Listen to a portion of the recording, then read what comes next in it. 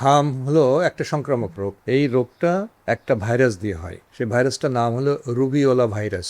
এই ভাইরাসটা আমাদের হাসি কাশির মাধ্যমে আক্রান্ত শরীর থেকে বের হয়, বাতাসে ঘোরাঘুরি করে এবং আমাদের ইনহেলেশনের সাথে এটা আমাদের শ্বাসতন্ত্রের মধ্যে ঢুকে যায়। ঢুকে যাওয়ার পরে সেখানে তারা বংশবিস্তার করে এবং আলটিমেটলি তারা ধীরে ধীরে ধীরে ধীরে ওই আক্রান্ত ব্যক্তির শরীরের বিভিন্ন জায়গায় ছড়িয়ে পড়ে এবং তাদের মেইন টার্গেট থাকে যেটা শরীরের ভিতরে আমাদের যে রোগ প্রতিরোধ ক্ষমতার যে সিস্টেম আছে সেই সিস্টেমের ভিতরে যে সমস্ত কোষগুলো আমাদের শরীরের জন্য প্রতিরক্ষার কাজ করে সেই সমস্ত কোষগুলোকে সে আঘাত করে এবং সেগুলোর কার্যক্রম নষ্ট করে দেয়। তো এই কার্যক্রম নষ্ট করে দেওয়ার ফলে ভাইরাসের জন্য তো শরীরের ভিতরে উপসর্গ হয়, কিছু ডিস্ট্রাকশন হয়, কিছু প্যাথোলজি হয়, কিন্তু একই সাথে এই শরীরের ভিতরে যে রোগ প্রতিরোধ ক্ষমতা কমে যায়, এই কমে যাওয়ার প্রেক্ষাপটে আমাদের বাতাসে যে সমস্ত অন্যান্য ব্যাকটেরিয়া আছে, অন্যান্য মাইক্রোবস আছে, ফাঙ্গাস আছে, নানান রকম রোগ জীবাণু আছে যেগুলো, সেই সমস্ত রোগ জীবাণুগুলো কিন্তু এখন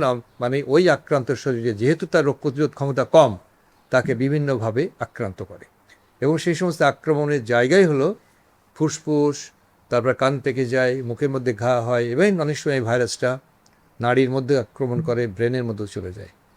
তো সামগ্রিকভাবে হাম হলো এই ধরনের একটা সংক্রামক রোগ।